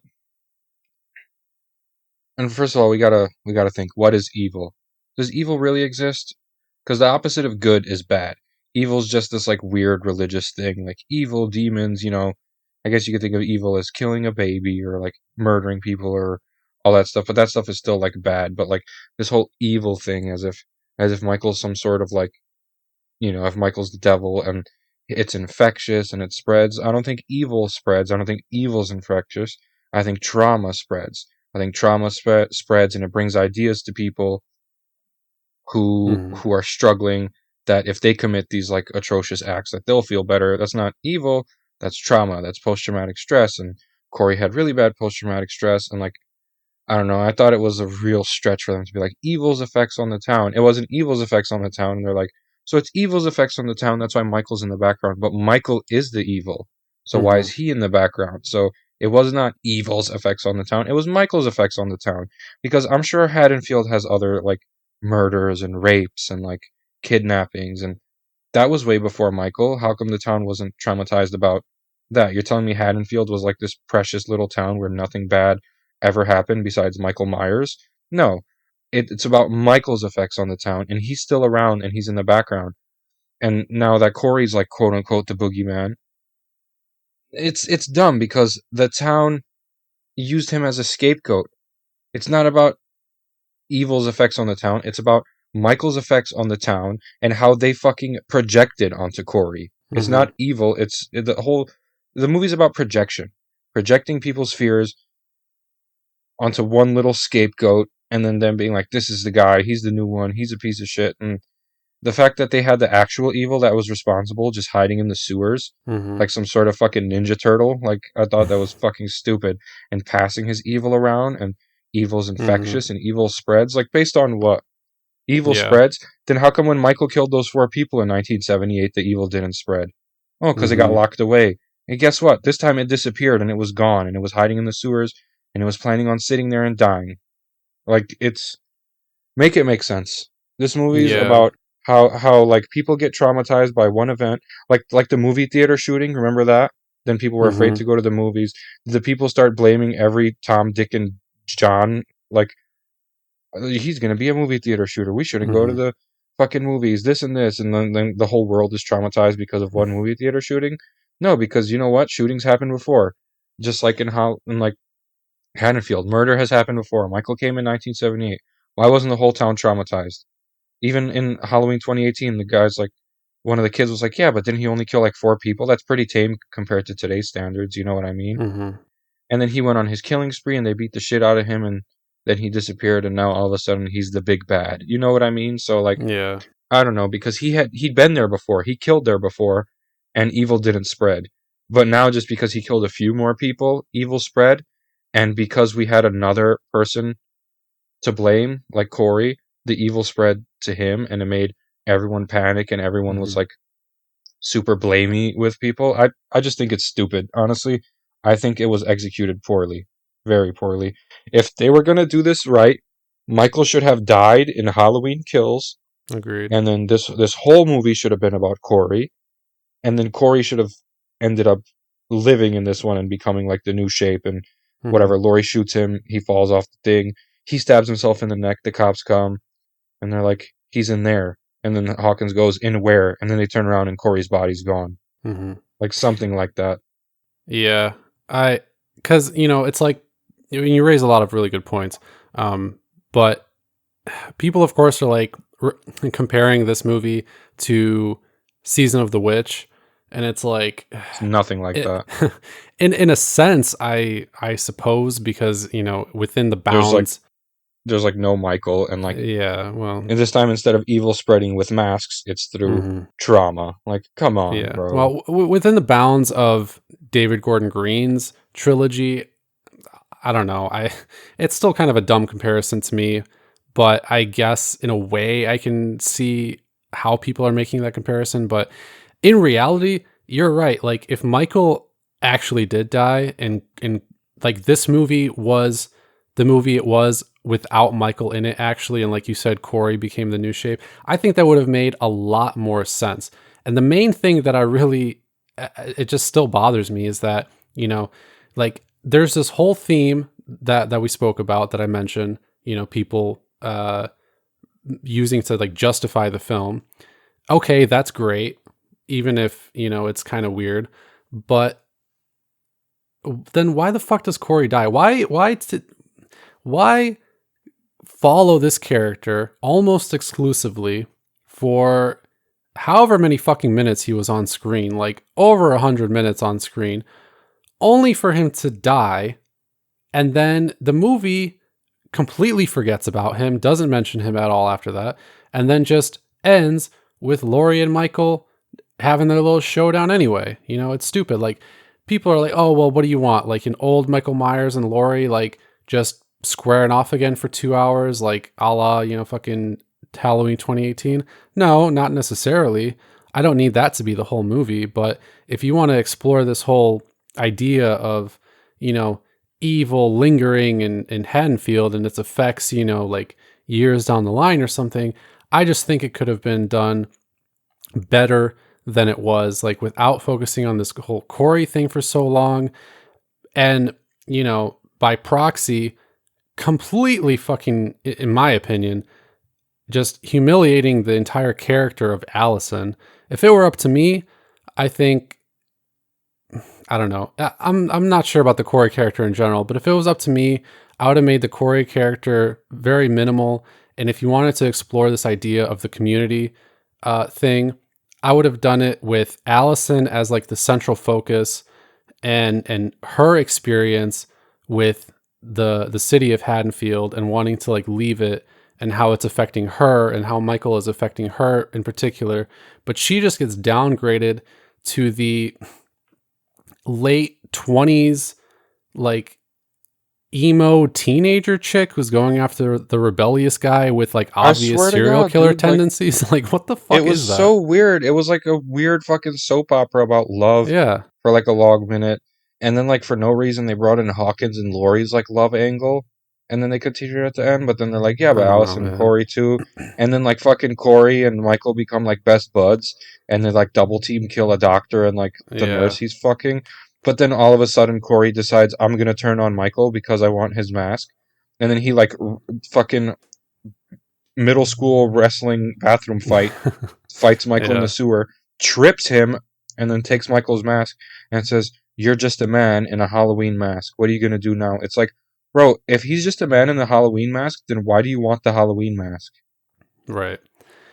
I don't know, man. It's, I guess, to like take on that fucking persona, but either way, I mean, going back, I just think that this movie did Allison really dirty. I think it could have explored her relationship with the city of Haddonfield in a much better way than like the angsty teenager who just like latches on to her rebellious boyfriend. As I said, like that just, I don't know, that rubbed me the wrong way, because it's like, even if you've experienced this trauma, that's just a really strange way to like approach her character arc. I think it could have been just done much better, like in a more sophisticated way, in a way that explored that idea of evil in Haddonfield just in a better way, instead of like pinpointing it onto this Corey character, which you don't even see it that much. I mean, you see, him getting bullied by those kids, and then you see his encounter in the club with like the mom and dad or whatever. And that's really What it. was That's it really was so it. stupid because like he's like a 24-year-old man being bullied by the high school band. Literally, Yeah. they said they were band geeks. Yeah. So I don't know. And that was really it. Like, it wasn't really explored like much further than that, you know? So I didn't really get that whole Haddonfield aspect with him. So that was just really strange to me. And then Laurie again. Here's the thing for me: like, people are trying to make these justifications about how it's a movie about Haddonfield or whatever. Okay, but and like how it's about how it's kind of like Halloween 3. But here's the thing, right? Whether you like it or not, this movie is still by and large at the end of the day meant to be the culmination of Michael versus the Strode family, in particular Laurie. And so relegating that essentially to the last 15 to 20 minutes of the film is just very odd to me. And I don't Can, think that excuses like the rest of the film. can we also talk how lame it was how they like dispatched Michael? Yeah. They dropped a fridge on him. They cut his throat and then they cut his wrist. hmm Is that really all it took? He got stabbed in the spine with a pitchfork and he got shot 5 times. But Yeah, I the don't. old throat slice and fucking emo thing Yeah, this got movie him. had a Like lot of fucking like stereotypical emo characteristics to it. I don't get that, but that was weird. The whole like fight could have been more enticing. I guess though, when you really step back and look at it, it was basically a a kitchen brawl between two like geriatrics. Jamie Lee Curtis. I mean, I will forever love her and her contributions to horror and the character of Laurie Strode. But if we're being completely blunt, which you know that we have to be, that is what that entire scrap boils down to. I mean, at the end of the day. I mean, dude, like I don't know. I felt like the whole scrap was very. She even said it was gonna be. Lori's not hmm expecting it. It's more gritty. It's more this. It's more that. Dude, she like dispatched him hmm really quick. Like Yeah. And then Allison is like the Deus Ex Machina coming in at the end to sort of help. breaking his arm. Yeah. That was strange to me. I feel like she could have been there longer and actually had some sort of like prolonged presence in that entire like scene, and it maybe would have been more effective. But then she comes in stomping into the house after her like breakup with Corey, her like angsty teen breakup with Corey, and then just like breaks Michael's arm. And I don't know, it was just very odd. And then um the whole fucking parade of like strapping him to the car hood and like taking him around town and shit was Like he just was a fucking Christmas tree. yeah, that was And how was the whole that town was in on it? stupid, man. I don't know, that was weird. That was like kind of a little too hammy for me. It was smart that they disposed of the body, but if they were hmm gonna end it on such a shitty note, here's what should have happened. Lori tries to roll Michael in. Michael wakes up, grabs the side of the car crusher, grabs her, tries to pull her in. The hmm townsfolk run up. They grab Lori. They're kicking Michael. As they're kicking Michael, he grabs a bunch of them by the leg and pulls them in. They start getting shredded. Everyone starts screaming. Michael's about to pull Lori in, and as he's about to, Allison grabs a fucking pistol off one of the deputies and shoots Michael right in the forehead, and then Michael falls in to the thing. And then hmm Lori like climbs out, and then there's just like limbs and all that shit of like the 9 people that got pulled in, and everyone's just like screaming and freaking out. hmm I And guess then I guess I understand kind of they were trying to throw it back to, the 78 movie with the whole like kitchen scene, because that was kind of like a part of that film. And so I guess they were trying to kind of make it go full circle. But what you just described already sounds like more enthralling for me. yeah, I would have like gave us a little adrenaline rush, and it would have been satisfying because oh my god, is he gonna pull Lori in? Because he just pulled in 9 other people that were kicking hmm him in the face. oh my god, he's about to pull Lori in, and then boom, headshot, and then he falls back and just gets grinded up into mush. Yeah. So, I mean, just here's the thing for me, I know you can't always like listen to the marketing, you can't trust all that stuff and everything like that. Like you got to take the movie on its own merits, and I am trying to, but like I said, people are trying to excuse some of this stuff as this movie wasn't really supposed to just be about Laurie and Michael, but in my opinion, that was kind of like it would make How it sense was that would marketed. be yeah, it was that's how it was marketed, and like just like narratively, like canonically and thematically, that is what makes sense, for me at least, as far as like capping off this franchise, this whole story of like Laurie and Michael, because I mean at the end of the day it's kind of like their send off, and then Allison like goes away and stuff, but like the actual events that occur throughout the movie don't really offer that. You know what I mean? Like it's largely about Corey, and then he fucking dies, and then is never referred to again, and then like that's it for for his character for that entire storyline. And then it's like, oh yeah, right, like we're a Laurie and Michael movie, and like this is supposed to be the end of their saga. So okay, let's like throw in a nostalgic kitchen fight, and then they have to dispose of his body somehow. Like, what do you mean you don't have a trash, like a car compactor in the fucking house? I guess we'll take him to Yeah. the junkyard. So it was just very strange to me. Like it was supposed to be, it was even said to be a more intimate film regarding like Laurie and like, Michael coming back and everything.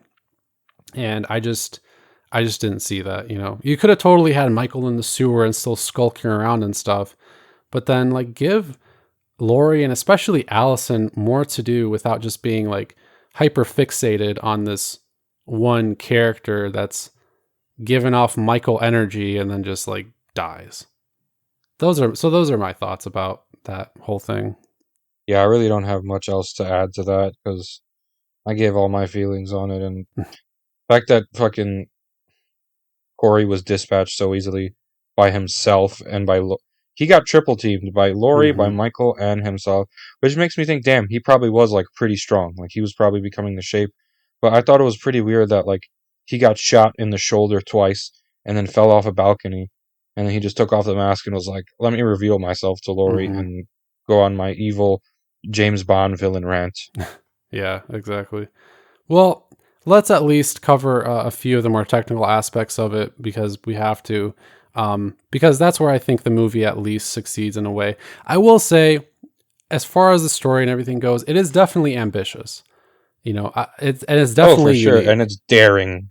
It's very daring, yeah, especially for a Halloween film. But cinematography wise, effects, kills, score, and all that stuff. I still think all of that works. I mean, it's a beautifully shot film. I mean, I think it's like edited well and paced well. The kills are kind of hard to comment on because we don't get a ton of the Michael kills, and it seems like a lot of the Michael stuff that we do get is just kind of meant to be a throwback, like with him killing the doctor's mistress or whatever and pitting her against the wall. That's kind of just like a throwback kill. And then, I Yeah, mean, even like Lori with the knitting needle is like a throwback thing. And then Corey is kind of like the sloppy killer. The best kill and the best example of practical effects for me was Corey ooh, the radio Corey show killing the host. radio show host Willie the Kid or whatever. That was cool. So I mean, as far as like the technical elements of the film goes, I don't really think there were too many faults to be seen with any of those things. It was just really for me. It was the script while daring. It just I didn't take to it. I think it could have been different, and not necessarily just like for my personal desires. I think just with like how Halloween 2018 and kills progressed. I mean, for ends to be what it was, I just think it kind of derailed itself with its ambition and Yeah, just didn't work for me. it just missed the mark. Like Hmm. I felt like given the story that they were trying to tell with this one, given the conclusion that they were trying to signify to us. There is no way that movie could have been redone to like satisfy us because of the premise. The whole central focus being on this new random boogeyman Hmm. that the town, viewed as like a homicidal maniac, and then he ends up being the homicidal maniac. My take on it, check this out. My take on it is Michael and Corey were not responsible for the monsters that they were. Now listen, here's my take. So I'll bring something new to this, Okay. make it interesting. So after Michael killed his sister, right? His parents took off his mask and he was distraught in Halloween 1. He was scared. He looked scared. Hmm. And then, PTSD, obviously, Michael went catatonic. And a lot of people during post traumatic stress, they develop psychosis. They start acting crazy. So Michael's in the hospital. He's not talking. So Dr. Loomis goes, he's evil. We got to get rid of him. He's evil. And so for 15 years, Loomis is telling Michael, you're evil. You can't be helped. You're evil. And then Michael starts believing it. So he's like, I can't change. So I'm going to become this evil. It was Loomis's fault Michael turned evil, just like it was the town's fault Corey turned evil. They Hmm. turned him into that. He wasn't evil. He was distraught by killing that kid. He felt guilty. It wasn't his fault, but he still felt guilty. He felt like it was his fault. He felt like he was a monster. And then the whole town was just like, yeah, you're a monster. And everyone's telling him he's a murderer. And then he became one. That's that. Yep. Yeah. And I mean, his is quick sort of relationship with Allison. I'm not saying that it didn't make sense. I just think the way it was presented and how it, in my opinion, downgraded Allison's character was just strange. But I mean, what you said, I think, is completely logical, and I could see that totally being the case. But for me, yeah, it just doesn't make how Halloween Ends was executed better. Oh, for sure. Better, The execution was bad. yeah. So I mean, that's what I'll say about that. But people are like, maybe, in 5, 10, 20 years, we'll look back on Halloween Ends and actually enjoy it. I'm curious how this movie is going to last, what its legacy is eventually going to be, and if our opinions will change on it. I think maybe if I do like a back to back to back kind of, viewing of David Gordon Green's whole trilogy, maybe my opinion will change, but I kind of doubt it. And I'm curious to like go back to this film in like 5, 10 years and be like, it wasn't that bad. But we're already a couple of years removed from Halloween Kills, and I'm still not a fan of that film, and I don't think my opinion will change about this one. But I mean, what do you think? Do you think like maybe you'll find it favorable eventually? Uh, uh, I don't know. I'm not sure. I just, it, I remember being so excited for Halloween Kills and then watching it, and the dialogue was absolutely dreadful. It was Yeah. the dialogue for me. It was like he kills, he transcends. When he was looking out his sister's bedroom window, he was looking inward, and like all that dialogue, everyone's talking about him like they're Dr. Loomis now. Hmm. All of a sudden, Yeah, everything was and just then trying to be too philosophical. this one, the way it ended, it's just here's my ranking: Halloween 2018, Halloween Kills, and Halloween Ends. The way they came out Hmm. in that order is how good they are. Like, and you remember after Halloween 2018, I was kind of disappointed too. So like Yeah. this whole trilogy. But now look, now the fact that I watched 2018 multiple times, 2018, I actually really like it now. I think really the worst thing about Halloween 2018 is the whole fuck. I don't even what's his name? Doctor S something. Sartain. Yeah, I think that's probably just the most egregious element of that film. At least for me, and for a lot of people, probably just weren't fans of his character, of his entire arc. But apart from that, yeah, it was like actually a solid Halloween film. So unfortunately, I just don't think Ends is that. I don't know. It's just kind of disappointing because like Yeah. Myers was like one of my favorite movie killers, like slashers in Hmm. general, and I mean, as you can see by my little collection here, like I love him, and but I do not think the movies did him justice. Hmm.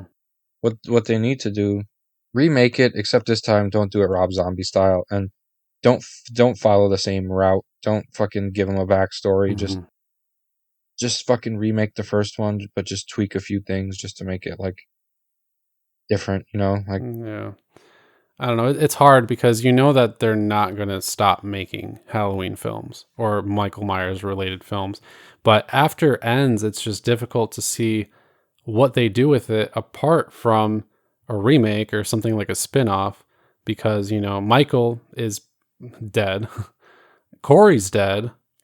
Allison went off somewhere. I mean, I don't think there's anything left for Laurie to do.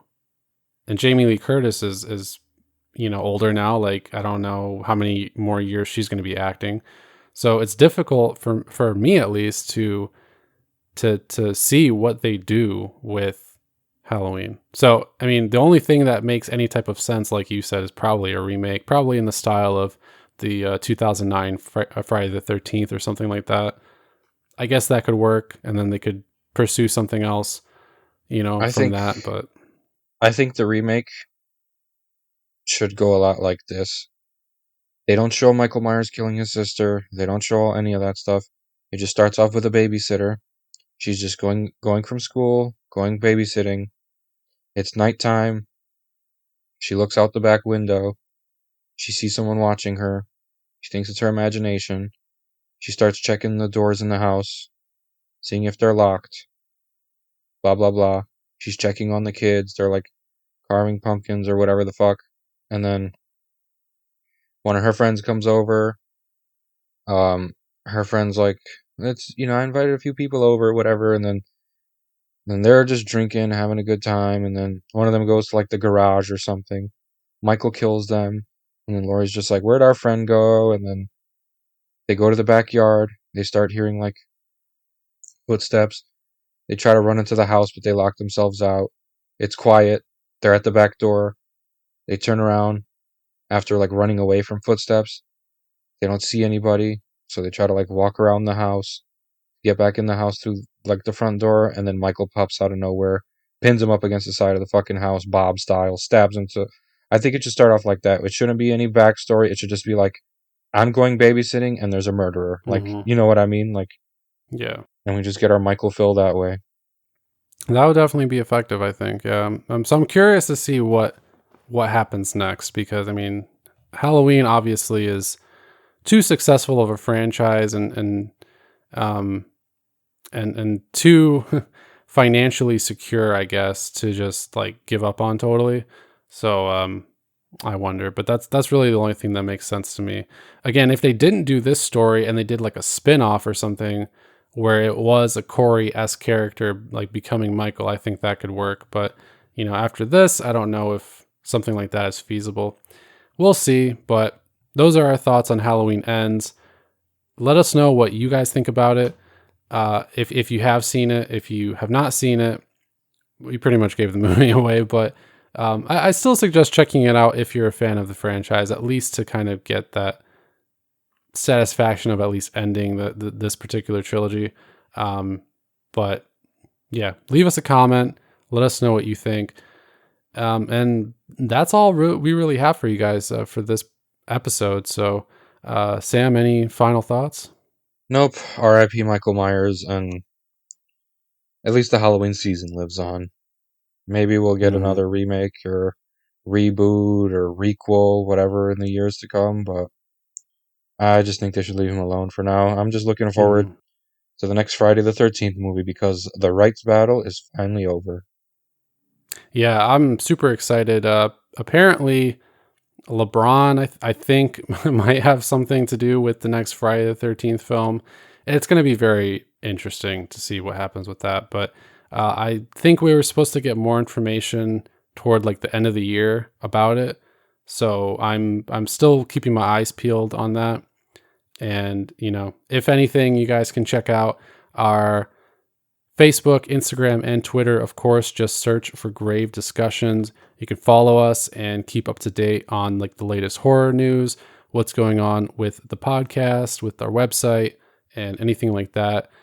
Obviously, you can find us on whatever podcast platform you listen to, so Spotify, Apple Podcasts, whatever. And be sure to give us a follow if you are not following already. So with that, I think we're all done here, Samael. Yes, sir. Well, it's been fun getting back to it, everyone. But we must go back into hibernation, Into the crypts. back to the crypt for us. Yes. So until next time, fiends, I am Barnabas. And I am Samael We will see you next time. on Grave Discussions. Happy Halloween!